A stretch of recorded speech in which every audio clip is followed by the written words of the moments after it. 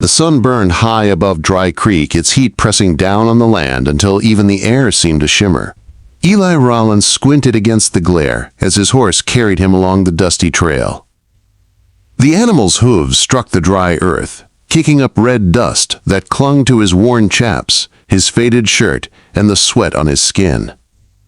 He had been riding since dawn from his ranch 40 miles north. All this distance for a few sacks of barley. The drought had bitten harder this year than most, and his horses needed feed if they were to last the season. Town was the last place Eli wanted to be, but necessity had made the decision for him. Dry Creek appeared at last, rising from the desert like a row of tired bones. The false-fronted buildings leaned under the weight of the sun, their paint peeling, their signs faded. A few horses stood tied to hitching posts with heads hung low. The air stank of dust, sweat, and sour whiskey drifting out from the saloon. Eli swung down in front of Morrison's general store, tied his horse, and patted its hot neck. "Won't be long, boy," he muttered. Inside, the air was cooler, but heavy. Wooden shelves sagged under bolts of cloth, jars of beans, boxes of ammunition, and tools. Chester Morrison, the storekeeper, was talking to two ranchers by the counter. "I told her last week, no more credit," Morrison said loudly, puffing up with self-importance. "A woman's got to learn to manage better. That Miriam Harper's always been trouble. Tom Garrett sneered trouble before her husband died, and worse after," another added. Eli stepped forward, keeping his voice steady after noon. "I'll take 3 sacks of barley," Morrison looked up, his grin turning into a merchant's smile. "Eli Rollins.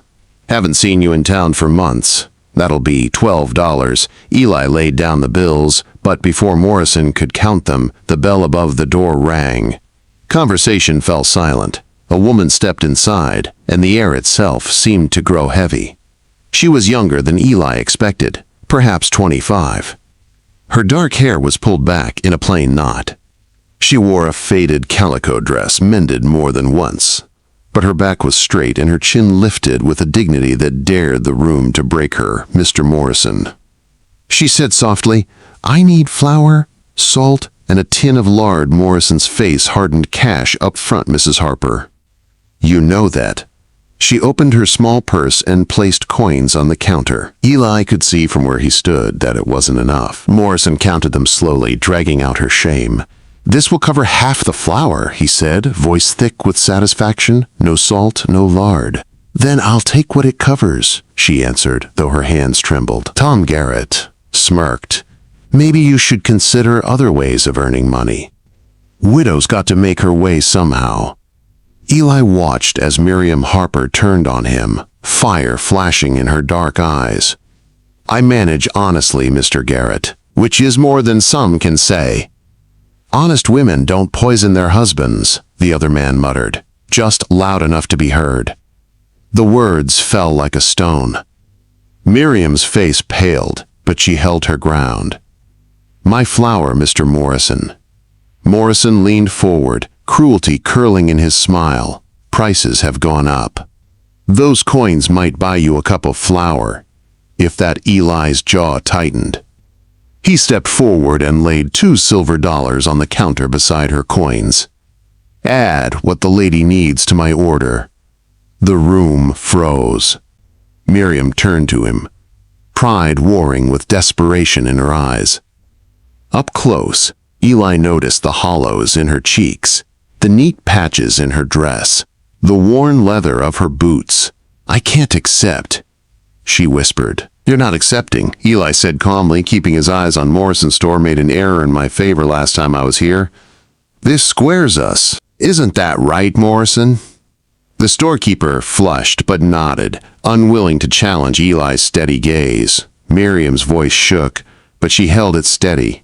"Flour, salt, lard, and a small bag of sugar, if it's not too much. For my daughter, whatever she needs," Eli said. He turned away, giving her the dignity of not watching as Morrison filled her order. The room stayed silent, but Eli could feel the men's stares heavy on his back. He'd marked himself now. He'd stood with the town's outcast. When Miriam's packages were ready, she paused beside him. "Thank you," she said quietly. "I'll repay you somehow." "No need, ma'am," Eli replied, touching the brim of his hat. For a moment, she searched his face as though expecting the hidden price that often followed kindness. Finding none, she left with her head held high.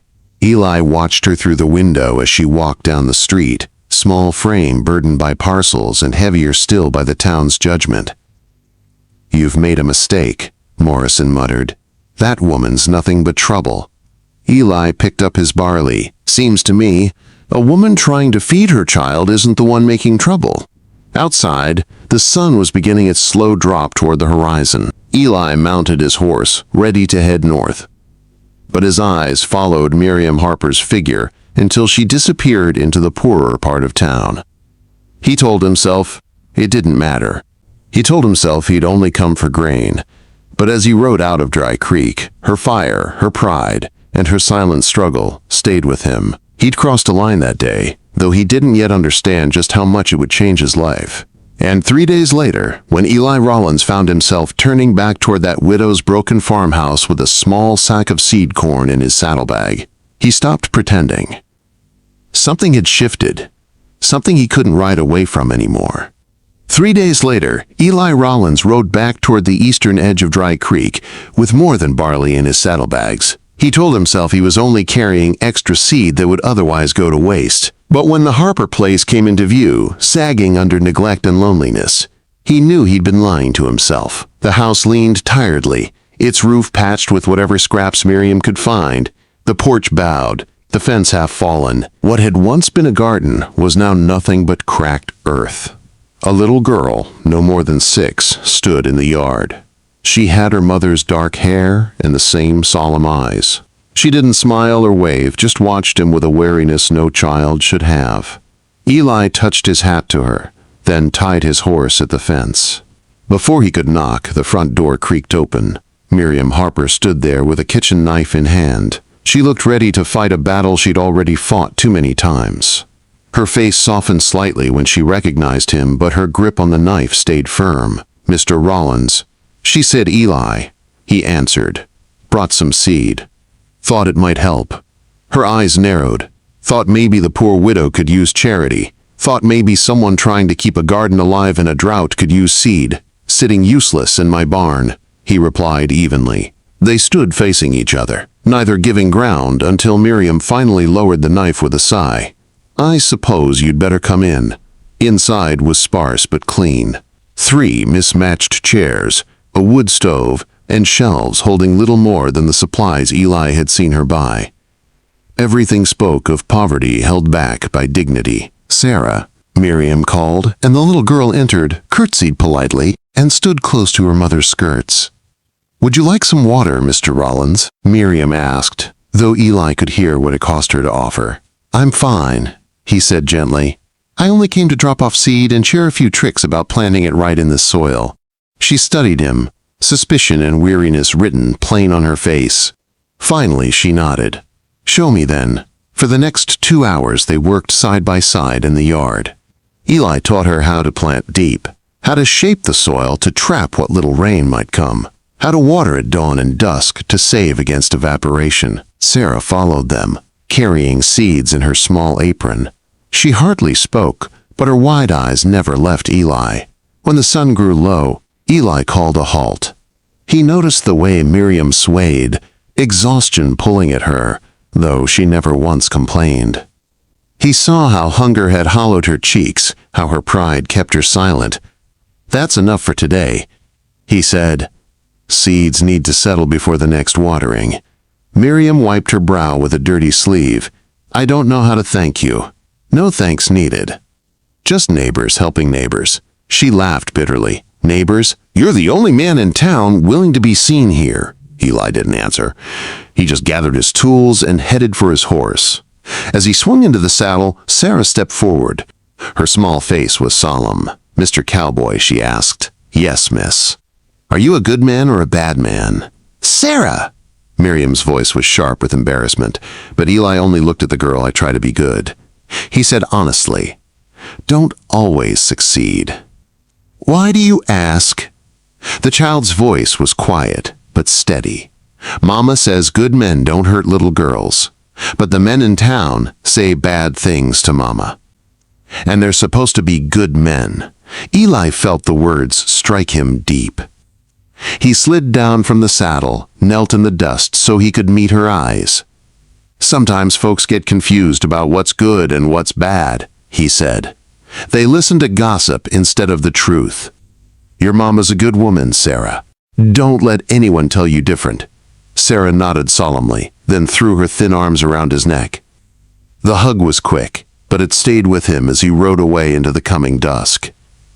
That night, storm clouds rolled over the desert.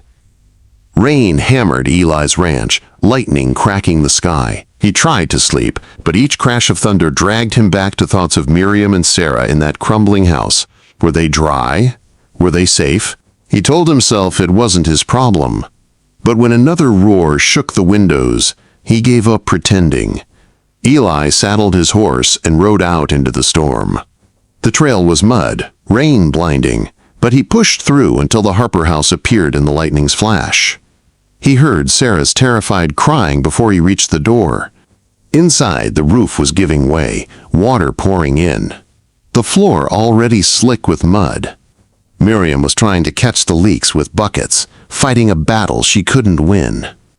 "Let me help," Eli shouted over the storm. Miriam spun around, relief flashing in her face before she masked it again. "The roof's going. I can't stop it." "Get what you need," Eli ordered. "We're moving to the barn." She didn't argue. Grabbing what dry provisions she could, she shoved clothes into a sack. Eli scooped Sarah into his arms, the child clinging to him, her sobs breaking his heart. The three of them stumbled through the rain to the barn, barely making it before another section of the roof collapsed behind them. Inside was dark but dry. Eli moved hay bales to block the wind, built a small fire in an old bucket, and spread blankets. He wrapped his own coat around Miriam and Sarah. "You'll freeze." Miriam protested, "I'll manage." "That child won't." They sat huddled together while the storm raged. Sarah's cries quieted, exhaustion finally overtaking her. Miriam held her daughter close, her own hands trembling. "It's gone, isn't it?" she whispered the house. "Roof's half down," Eli admitted, "but walls are standing. Can be rebuilt." With what she said bitterly, "I spent my last coin on flour. We have nothing left." "We'll figure something out," Eli said. "There's no—" "We, Mr. Rollins," Miriam answered quietly. "This isn't your fight." "Maybe not," Eli said, his voice low and firm, "but I'm making it mine."